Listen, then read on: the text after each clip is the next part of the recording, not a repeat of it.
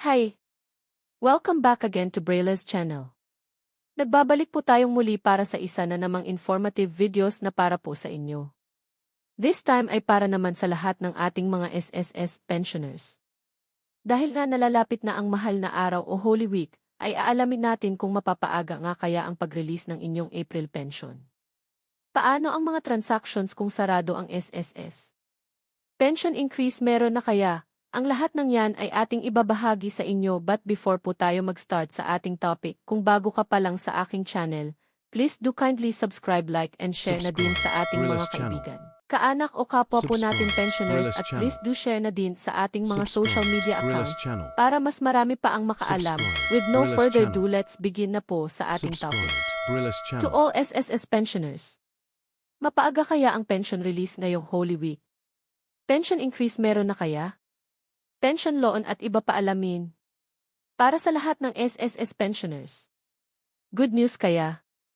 Ngayong nalalapit na ang Holy Week, mapaaga kaya ang ating pension release? Paano ang iba pang mga benefits o programa sa mga seniors, makakapag-avail pa ba this Holy Week? Tignan po natin ang Holy Week schedule ngayong taon.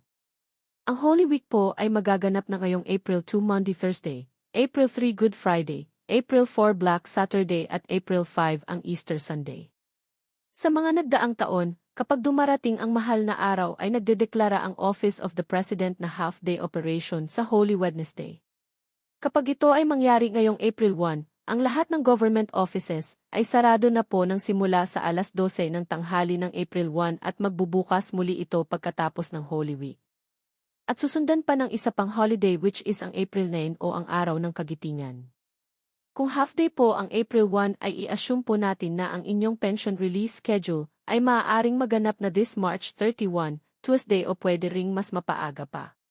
Depende pa rin sa jurisdiction ng SSS. Ito po ay para lamang sa lahat ng first batch pensioners. Dahil ang lahat naman ng second batch pensioners ay mananatili sa kanilang regular schedule which is on April 16. E paano naman ang pension increase meron na kaya? Sa ngayon ay napapakinabangan na po natin at natatanggap ang unang batch or first tranche of increase ng ating pension na nagsimula pa noong September ng 2025. Ang susunod na pagtaas ng ating pension ay magaganap lamang this September ng taong ito. Kung maalaala po natin ang ating pension increase ay nakatalaga sa tatlong tranche of increase.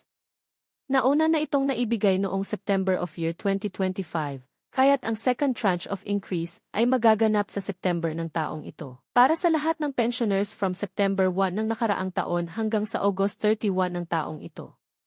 At ang third tranche of increase ay sa susunod pa na taon.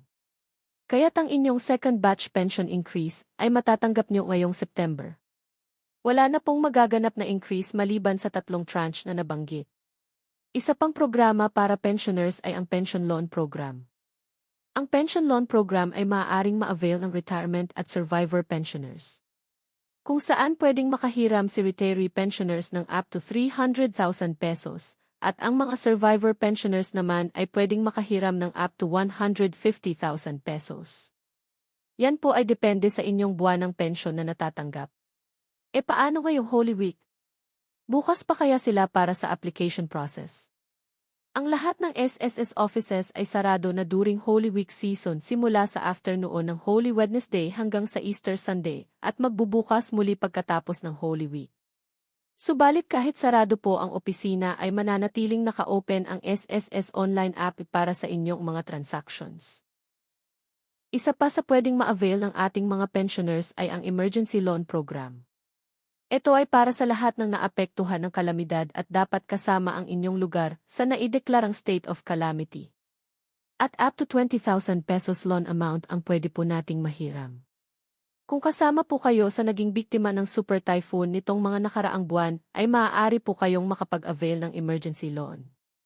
Naway nakapagbigay po ito ng tamang impormasyon at kaalaman sa lahat ng ating mga SSS pensioners. Para sa iba pang katanungan o hinaing sa inyong mga benepisyo, ay maaari po kayong tumawag sa SSS Hotline 1455 para sa agarang kasagutan. That's it! Manatili po kayong nakatutok sa aking channel para sa iba pang informative videos na para po sa inyo. Marami pong salamat and God bless po sa lahat.